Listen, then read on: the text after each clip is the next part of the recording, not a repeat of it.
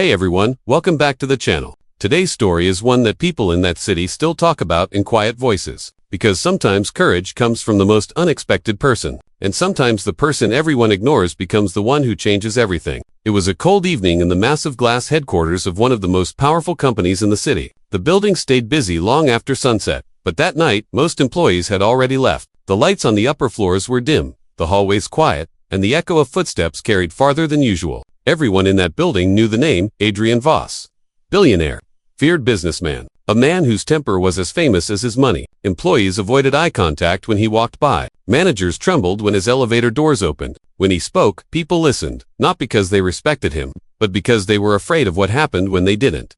That night, Adrian wasn't supposed to be there. Most people had gone home, including security on several floors. But down in the lobby, pushing a heavy cart with cleaning supplies, was someone nobody ever noticed. His name was Daniel. Daniel was a janitor in the building, a single father, raising his 8-year-old daughter alone. He worked nights because it paid a little more and allowed him to take care of his daughter during the day. He was the kind of person people walked past without seeing. Quiet, tired, polite to everyone. But Daniel had something many powerful people in that building didn't have. A line he would never allow someone to cross. That night started like any other shift. Daniel mopped the marble floor in the lobby, humming softly, thinking about the lunch he needed to pack for his daughter in the morning. Peanut butter sandwiches, again, probably. Money had been tight lately. He checked the list on his cart and headed toward the executive floors. Most janitors hated cleaning up there because the offices were enormous and the people who worked there rarely said thank you. But Daniel never complained. He stepped into the service elevator and pressed the top floor. As the doors closed, he heard something faint. A shout. He frowned. When the elevator opened, the hallway lights were half off, leaving long shadows stretching across the carpet. At first, everything seemed normal, but then he heard it again. A voice angry, then something crashing. Daniel slowly pushed the cart forward. The noise was coming from the main executive office at the end of the corridor. The huge doors were slightly open, and light spilled into the hallway. Another shout. This time there was no mistaking it. Someone was crying. Daniel stopped walking. His first instinct was the same instinct most people have in moments like that. This isn't my business. Just keep moving. Finish your shift. Go home. Because people in that building knew one rule. Never get involved with Adrian Voss. But then he heard the woman's voice again. Weak, scared. Please, stop. Daniel felt something tighten in his chest. He moved closer without thinking. Through the small gap in the door, he saw the scene inside. The billionaire himself stood in the middle of the office, face red with rage. Papers were scattered everywhere. A chair had been knocked over, and on the floor near the desk was a woman holding her stomach. She was pregnant. Very pregnant. Daniel's hands slowly clenched around the handle of the cleaning cart. Adrian was shouting, pacing like a storm trapped in a room. You embarrassed me,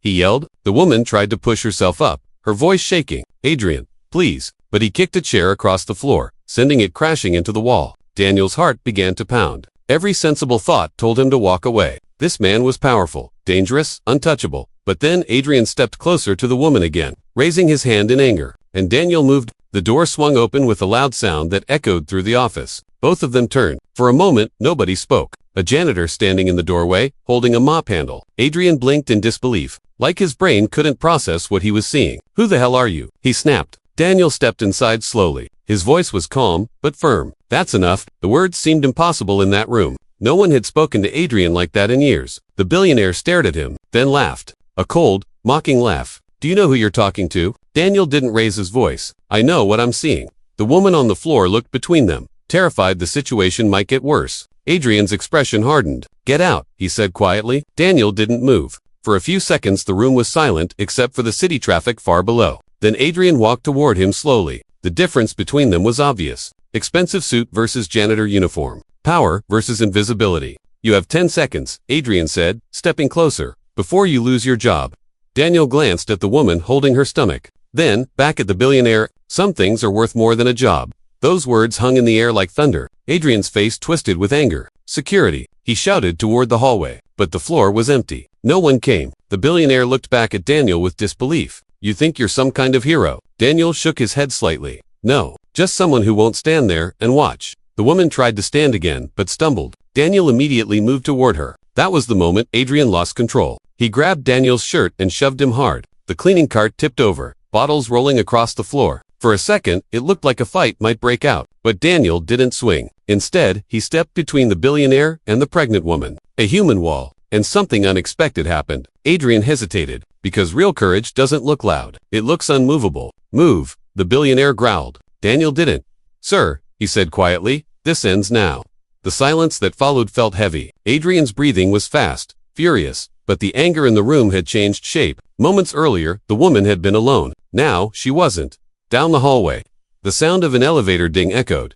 Voices, two late employees walking toward the office, drawn by the shouting. They slowed when they saw the scene inside, and suddenly, the moment wasn't private anymore. People were watching. Adrian noticed. His image mattered more than anything. Slowly, reluctantly, he stepped back. The shift was small, but it changed everything. Daniel helped the woman to a chair. Are you okay? He asked gently. She nodded weakly, tears in her eyes. Thank you. More footsteps appeared in the hallway now, curious faces gathering. Whispers started, phones coming out. Adrian realized something terrifying for the first time in years. Control was slipping. Everyone out, he barked. But no one moved immediately, because they had just seen something impossible. Someone had stood up to him. The janitor. Security finally rushed in moments later, confused and breathless. But by then, the energy of the room had already shifted. The woman was sitting safely. People were watching, and the story had already begun spreading. Within days, the incident moved through the company like wildfire. Employees who had stayed silent for years started talking. Stories surfaced.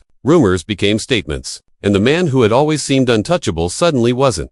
Meanwhile, Daniel assumed he would be fired. He cleaned his locker the next morning before anyone could tell him to, but something unexpected happened. Instead of losing his job, he received a call. Not from management, from the woman he helped. Her name was Elena, and what she told him would shake the entire company. Because the truth about that night was far bigger than anyone realized. And the janitor who everyone ignored had just become the one witness nobody could silence. Weeks later, reporters would try to interview him. Employees would thank him quietly in hallways. And his daughter would ask him why people kept shaking his hand. Daniel would just smile and say something simple. Doing the right thing shouldn't be rare. But the truth is, it often is. Because most people in that building had heard shouting before. Most had walked away. Most had chosen safety, until one tired single dad pushing a cleaning cart decided he couldn't, and that decision changed the lives of people far more powerful than him. The company launched an internal investigation. Board members who once feared Adrian began protecting themselves. Lawyers got involved. Documents surfaced. And the story that began with one open door slowly unraveled years of secrets. Alina eventually left the penthouse apartment she had shared with the billionaire. Not quietly, but publicly. And every time someone asked her what made her realize things had to change, she told the same story. About the moment a stranger stepped into a room where everyone else would have stayed silent. About a janitor who didn't see a billionaire, just a man doing something wrong. And sometimes that's the difference between fear and courage. Months later, Daniel was still working in the building. Same uniform, same cleaning cart. But people saw him differently now. Not invisible, not small. Because the truth is, power doesn't always belong to the richest person in the room. Sometimes it belongs to the one person willing to stand up. And on that quiet night in an empty office tower, the last person anyone expected became the reason something finally stopped. And somewhere in the city, a little girl hugged her dad when he came home from work, not knowing the whole story yet. Just knowing her father was the kind of man who helped people. And honestly, the world probably needs more stories like that. Because courage doesn't always arrive with flashing lights or dramatic speeches.